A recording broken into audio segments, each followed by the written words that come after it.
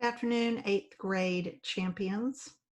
As you know, you have several books in your Invest for Success bags, and we will be reading these over the next few weeks together. The one that I'm starting with today happens to be The Greatest Treasure Hunt in History, the story of the Monuments Men. In social studies, you've been learning about World War I and World War II and the history really of the 20th century. So this is a perfect book for us to read together. If you would like to read along, take it out of your bag and read along with me, or you can listen and catch up on your own reading later. I will be reading every single day until we complete this book and hopefully have an opportunity to discuss this book once it is finished in an online chat. So today we begin with Robert Edsel's book, The Greatest Treasure Hunt in History, the story of the Monuments Men.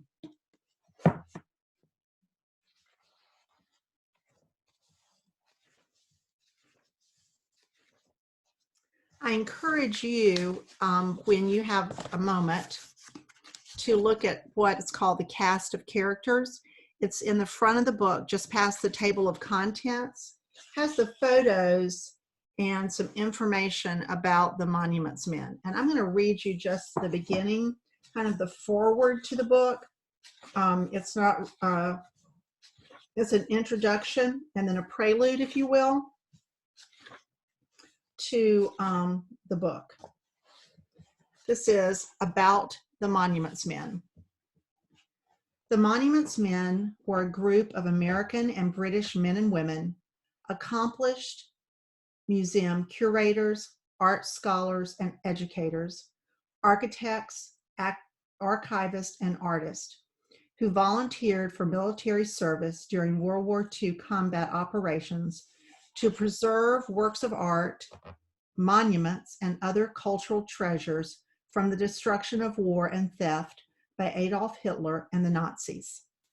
Together, they made up the Monuments, Fine Arts, and Archives section, or MFAA, part of the Civil Affairs Division of the Western Allied Armies.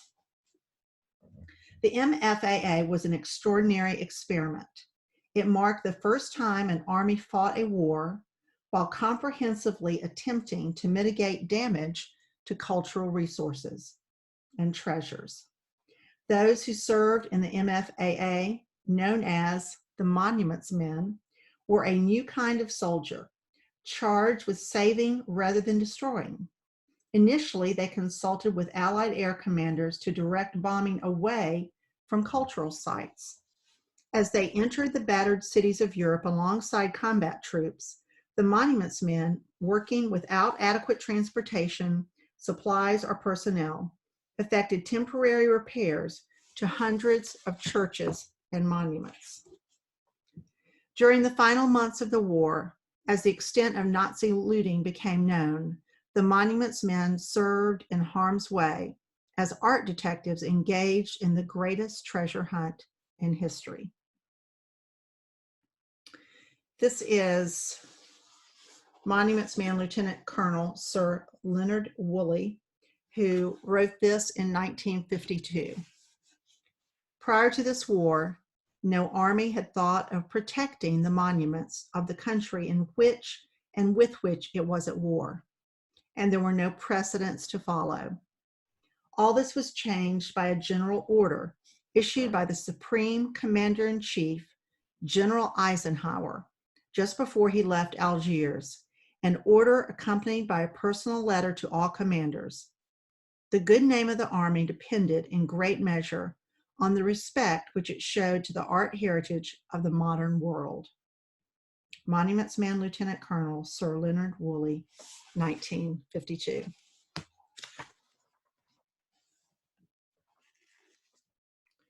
This is a photograph. Dennis Posey, son of Monuments Man Captain Robert Posey, on the family horse. Dear Dennis, Germany started this war by invading one small country after another until finally France and England had to declare war on her.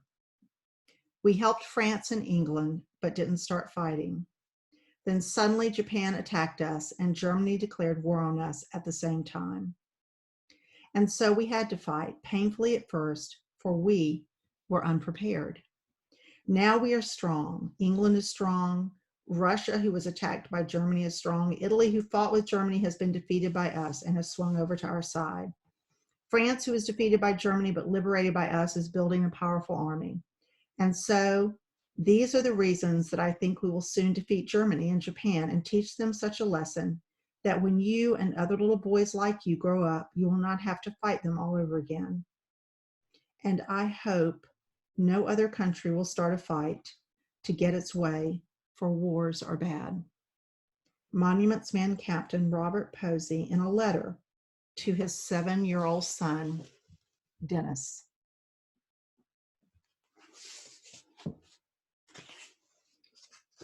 Prelude. So this is like the beginning, the introduction, the prelude to the book.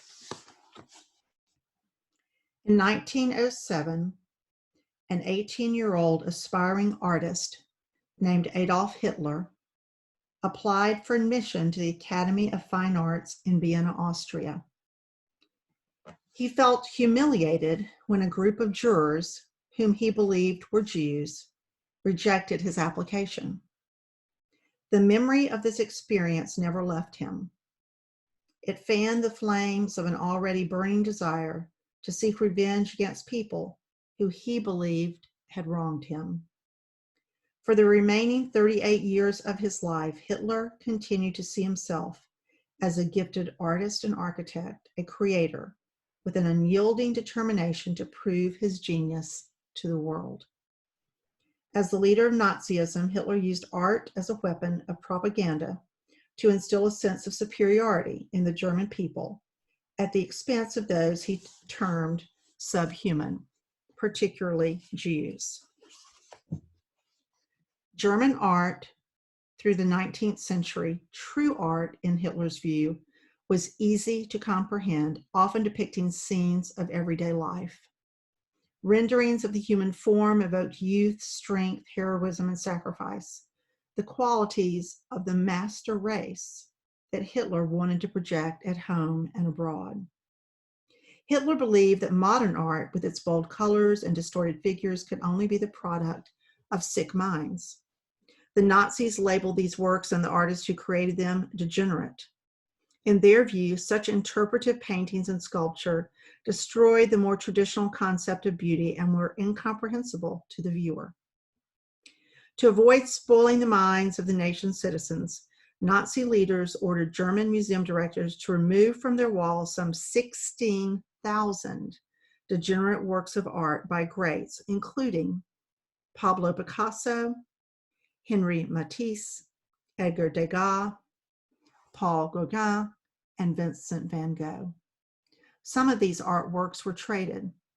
Almost 5,000 were destroyed in a Berlin bonfire as part of a fire department training exercise. Others were sold on the international art market. As one high-ranking Nazi Party official reasoned, in so doing, we hope at least to make some money from this garbage. In May 1938, Hitler made his first official state visit to Italy. The trip began in Naples, where the people welcomed him with 100-foot-long banners bearing Nazi swastikas hung from balconies overlooking the path of his motorcade. In Rome, he and other senior Nazi leaders walked through the Colosseum, retracing the steps of Roman rulers and gladiators. But it was the beauty of Florence, jewel of the Renaissance, with its extraordinary churches, bridges, and museums that Hitler most wanted to see.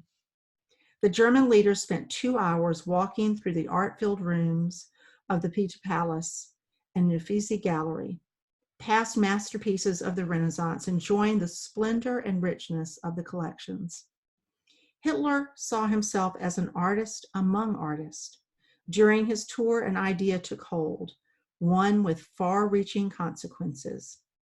Hitler, the visionary, decided to build a museum in his hometown of Linz, Austria, and assemble a collection of art and cultural objects that he believed would rival some of the world's most respected museums. It had a formal name, but it quickly became known as Führer Museum. His idea had a major obstacle. Many of the masterpieces and other cultural objects that he would need for his Führer Museum were already in Europe's most important museums and private collections. This would soon change. Nazi Germany invaded Poland on September 1st, 1939, marking the formal beginning of World War II. The invasion also sounded the starter gun for the most premeditated looting operation the world had ever seen. Thefts are normally associated with speed, get in and get out quickly. However, the Nazi looting operation continued without interruption for nearly 6 years. The occupation of Poland alone provided Hitler and his museum with treasures of immense rarity and value. Krakow, one of the most picturesque cities in all of Europe, suffered irreplaceable losses. The Nazis stole the only painting by Leonardo da Vinci in Poland, one of just 16 paintings by Leonardo known to exist in the world. From St. Mary's Basilica, they looted the most important object in all of Poland, the Wittstoss altarpiece.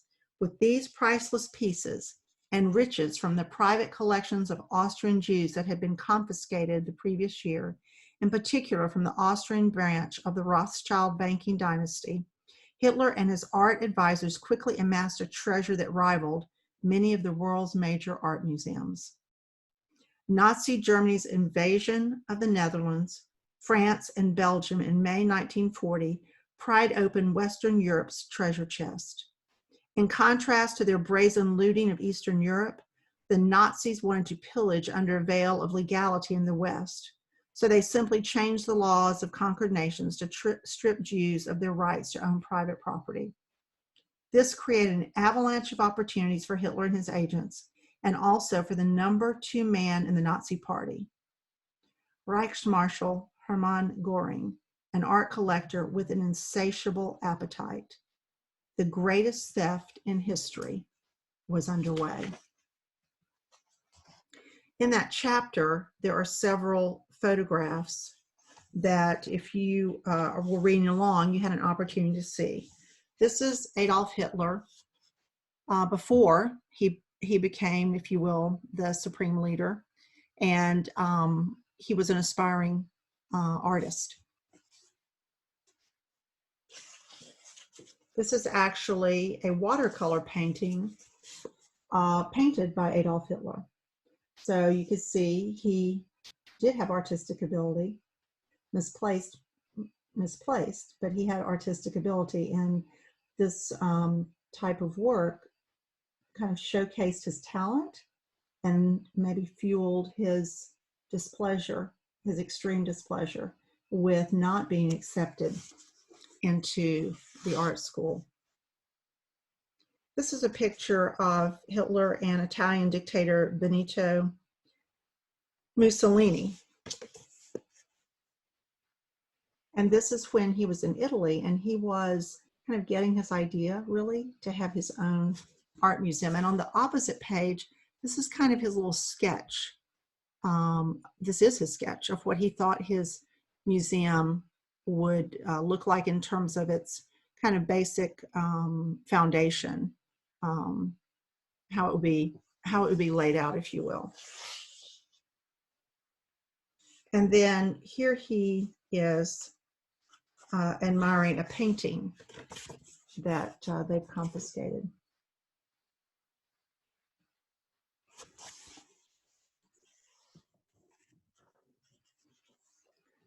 So as we begin the next few sections, you'll see a lot of pages that will be the letters or memos that were sent at this time with the dates, so that we could keep up kind of chronologically of what was happening in Europe, particularly in Germany, as the monuments men work to preserve the cultural heritage of countries throughout the world.